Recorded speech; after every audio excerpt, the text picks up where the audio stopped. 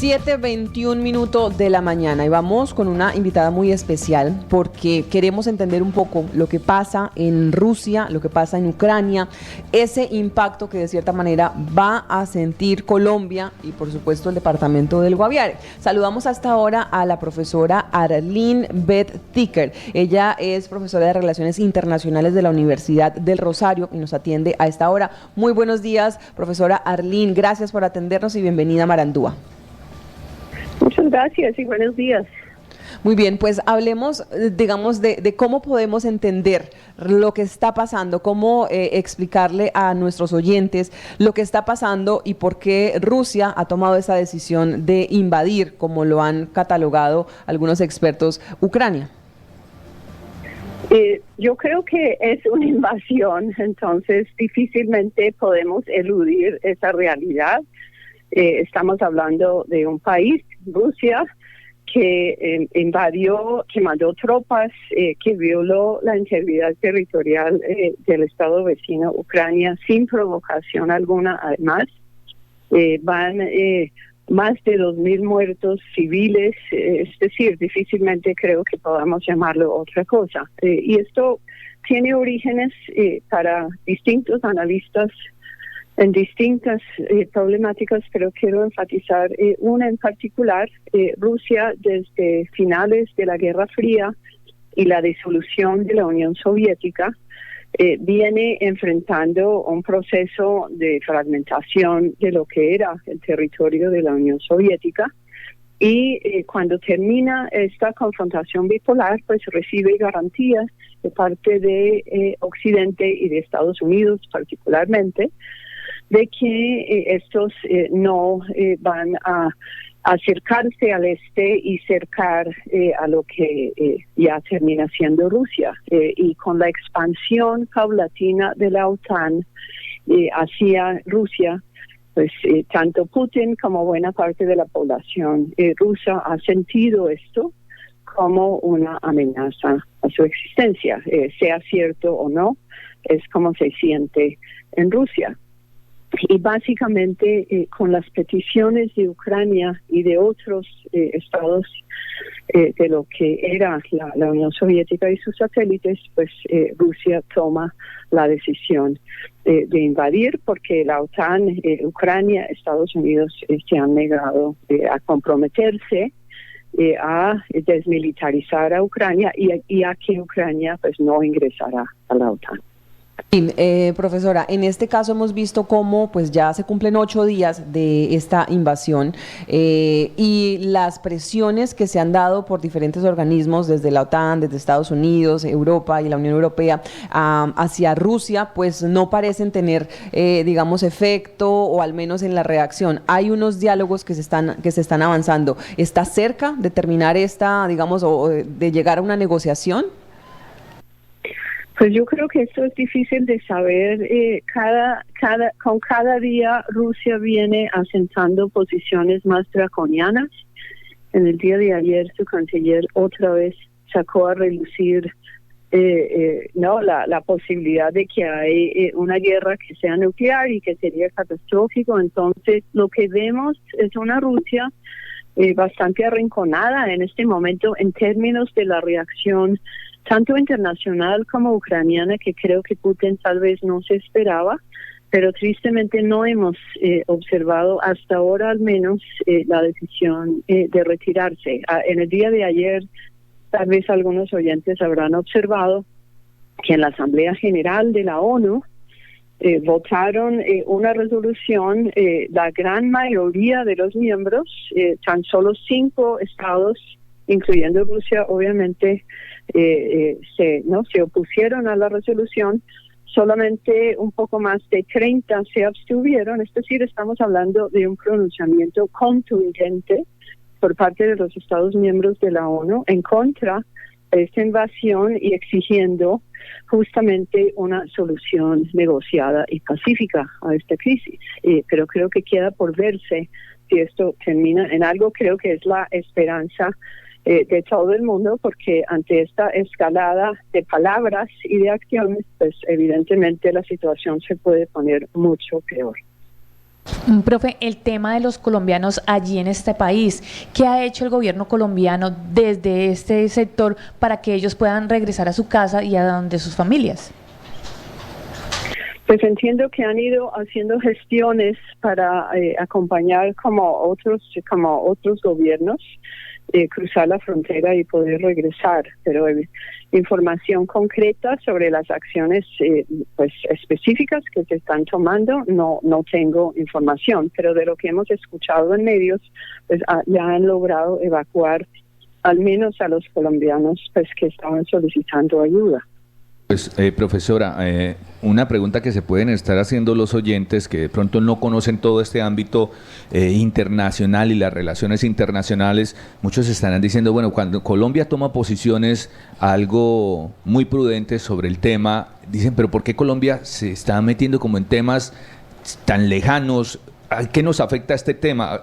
Todo este tema de la economía, por eso el gobierno también está preocupado. Entonces, ¿cómo le explicamos a los oyentes ese tema de la relación que existe en lo que pasa allí en Ucrania con lo que puede pasar en la economía aquí en Colombia? Pues yo creo que esa es una muy buena pregunta y voy a dividir mi respuesta en dos partes.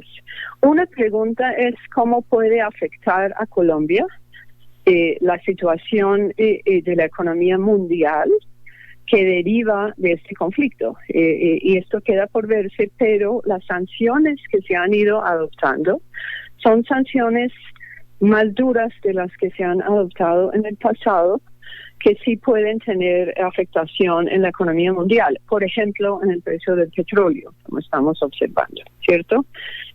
También podríamos observar, dependiendo del desenlace de esta situación, una crisis económica al interior de Rusia que puede redundar en su posibilidad de importar bienes que, por ejemplo, Colombia puede enviar a ese país. Entiendo que Colombia exporta buena cantidad de carne a ese país. Exportador de trigo es Ucrania y en menor medida Rusia. No sé cuánto de esto puede llegar a Colombia, pero esto también podría tener algo de afectación. Pero la segunda parte tiene que ver con las posiciones que ha adoptado el gobierno de Colombia internacionalmente ante esta crisis. Y aquí es donde yo veo con más preocupación los efectos tal vez negativos que puede tener esta crisis para nuestro país. El gobierno de Duque ha básicamente tomado partido con la OTAN y con Estados Unidos y Occidente en esta crisis. Se ha opuesto muy vocíferamente a Rusia, y esto tiene una sencilla explicación, y es su ansia de verse cerca a Estados Unidos y obviamente su obsesión con confrontar al gobierno de Maduro en Venezuela, donde Rusia tiene actualmente una presencia muy importante. Entonces, lo que estamos viendo en la actualidad es un acercamiento en extremo de Colombia a Estados Unidos y un acercamiento también en extremo de Venezuela a Rusia, que pone a ambos países y a su conflicto en medio de lo que es ahí sí una confrontación internacional que realmente no tiene mucho que ver con nosotros.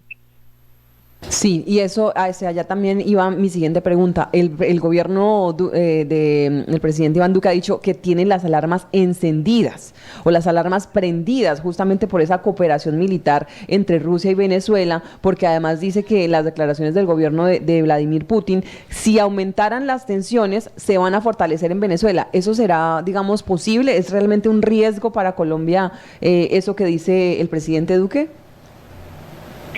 Yo la verdad creo, y si vemos lo que está pasando en Ucrania, que Rusia está bien ocupada ahí, tratando de asegurar su control sobre Ucrania.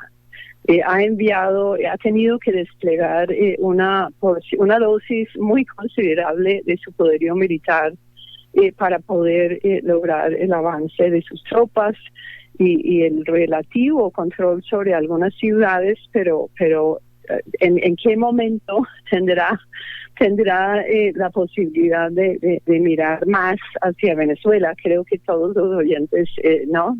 Y los ciudadanos de Colombia nos debemos preguntar, y lo veo muy difícil. Que eso no signifique que Rusia esté comprometida con Venezuela, pues yo creo que sí, evidentemente lo está, como lo está con Nicaragua y Cuba, y sí hay advertencias que ha hecho de que si esto no se resuelve, pues va a aumentar su presencia en nuestra región. Pero de nuevo, en este momento específico, creo que podemos concluir que eso es bien difícil. Creo que por el otro lado también debemos tener muy claro que Estados Unidos tiene una presencia mucho más significativa en Colombia de lo que Rusia tiene en Venezuela. Entonces esto no es de un solo lado donde se debe estar mirando lo que está ocurriendo. Es decir, ambos países, Colombia y Venezuela, están acudiendo a su suerte de relación especial con Estados Unidos y Rusia, ¿no? Para manejar su propio conflicto bilateral, y esto, a mi modo de ver, pues es peligroso y no permite justamente reanudar las relaciones entre estos dos países, que es algo fundamental que tendrá que atender el futuro gobierno de Colombia a partir de agosto. Profesora, esto definitivamente, y cuando escuchamos las digamos, intervenciones del presidente Putin alertando también sobre el posible uso de armas nucleares, obviamente nos preocupa, porque esa palabra, pero además el tema de guerra, no se veía hace muchos años una situación tan tensa a nivel internacional. Esto podría, digamos, estar enmarcado en un conflicto histórico que desenlace a algo más grande. Pues yo desearía profundamente que no, como creo que todos los seres humanos en el mundo. Pero lo importante aquí es entender que cuando se lanzan este tipo de amenazas para presionar a la contraparte, ¿no? A desistir de lo que está haciendo, que es lo que Rusia en este momento está intentando, pues el riesgo de ir escalando el conflicto aumenta, y el riesgo de que haya errores humanos también, sí, crece, y la posibilidad de que se pierda, por ejemplo, la jerarquía de mando. Entonces, yo creo que todavía deberíamos aferrarnos a la convicción de que nadie quiere hacer uso de un arma nuclear, al menos en el caso de las partes de este conflicto, pero que en la medida en que se sigue amenazando con su uso, y en la medida en que no se logre una salida diplomática negociada, pues las posibilidades de la intensificación aumentan. Y entonces lo que Estados Unidos y la OTAN están buscando evitar a toda costa es cualquier tipo de enfrentamiento directo entre sus tropas y las de Rusia, que podría ahí sí escalar de manera incontrolable. Y por eso hemos visto que por más que Ucrania ha solicitado más y más ayuda, estas partes, Estados Unidos y la OTAN, no van a enviar nunca tropas. De hecho, tomó mucho tiempo decidir acordar una zona de no vuelo en el aire para poder impedir el acceso ruso por el aire, porque esto también en el aire plantea el riesgo de confrontaciones que se están buscando evitar a toda costa. Sí, eso hemos visto justamente, incluso el mismo presidente de Ucrania decía, pues nos han dejado solos en medio de esta situación. Para entender un poco y para ir concluyendo, profesora, cómo hemos visto, digamos, muchas partes de este conflicto, pues hasta lo que hemos podido, ¿no? Hemos visto cómo se están separando las familias, la salida de muchas personas de Ucrania, pues tratando de salvar, pero también el compromiso, digamos, patriótico de muchos otros hombres, no solamente reservistas, sino hombres que se comprometen a defender pues su país en medio de una escalada, digamos, una invasión que se suponía iba a ser muy rápida, ¿no? Porque al principio, cuando comenzaron a hablar, decían Rusia pues tiene obviamente una gran cantidad de arsenal comparado con lo que tiene Ucrania en este momento, y se esperaba que fuera, digamos, una invasión mucho más rápida, o que se tomaran el poder mucho más rápido, pues de acuerdo a lo que se conocían en esos primeros días. Han pasado 8 días, no ha sido tan rápido como como de pronto Putin estaba esperando. En este caso, ¿cuál es esa realidad que viven allá los ucranianos? Es decir, en los bombardeos, ¿cómo podemos describir un poco esa situación para las personas que de pronto no han estado tan enteradas de ese día a día? Bueno, pues yo tampoco estoy ahí, entonces difícilmente puedo hablar de los errores que están ocurriendo, pero sí, en efecto, hombres y mujeres civiles han tomado las armas en muchas ciudades de Ucrania para defenderse de las fuerzas rusas. Y en efecto, Putin pensó que iba a entrar y que iba a lograr llegar a la capital, controlar a la capital y inclusive derrumbar al gobernante, y nada de esto ha sucedido. Entonces hubo un mal cálculo en términos de la capacidad de sus propias tropas terrestres, que han tenido múltiples problemas de coordinación, incluso de abandono. Algunos pues especulan sobre sus niveles de entrenamiento y habilidades tácticas, ¿no? Pero también subestimó la capacidad de resistencia tanto de las fuerzas ucranianas como de la población misma, que no solo se está armando, está construyendo barricadas para impedir el ingreso de tanques, de soldados. Entonces todo esto ha conllevado a una prolongación del conflicto y tristemente a una adopción de métodos mucho más brutales por parte de Rusia, que está ya arrojando muchas más muertes civiles, muchos más refugiados. Hace 2 días, la cifra de ayer no la vi, estábamos ya hablando de 700,000 personas que se habían tenido que huir del país. Entonces estamos a puertas de una tragedia humanitaria de enorme gravedad si no se logra llegar a algún tipo de acuerdo que permita un cese de hostilidades. Sí. Una pregunta con respecto a lo que se viene realizando y se conoce como un trámite express, es el ingreso de Ucrania a la Unión Europea. ¿Esto qué significado tiene? Pues lo que se está buscando con ese tipo de petición es sellar la alianza de Ucrania con Occidente. O sea, esto es parte de lo que conversábamos al inicio, la incursión paulatina tanto de la OTAN como de Europa Occidental en lo que Rusia considera su zona de influencia.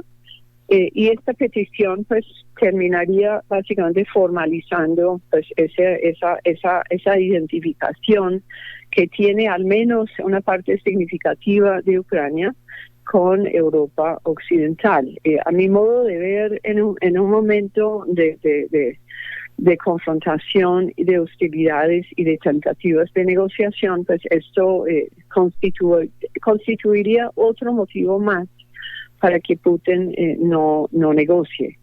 Y sería estratégicamente y políticamente hablando pues un error en esta coyuntura tan sensible como estamos viviendo. Sí, en este momento entonces, digamos que qué tan preocupados debemos estar los colombianos de lo que está pasando en Rusia y en Ucrania. Pues a mi modo de ver, deberíamos preocuparnos como seres humanos con cualquier guerra de esta magnitud en cualquier parte del mundo. Como estamos hablando de Rusia y de Occidente, pues evidentemente los ojos del mundo están más puestos en esta guerra en particular, pero toda guerra que arroja muertos, que produzca destrucción material como está ocurriendo aquí, pues es motivo de rechazo y de lamento. En términos de cómo nos debe preocupar, pues de nuevo pienso más allá de lo que hemos conversado sobre lo nuclear y sus posibilidades, que realmente hay que aferrarse a que esto no suceda.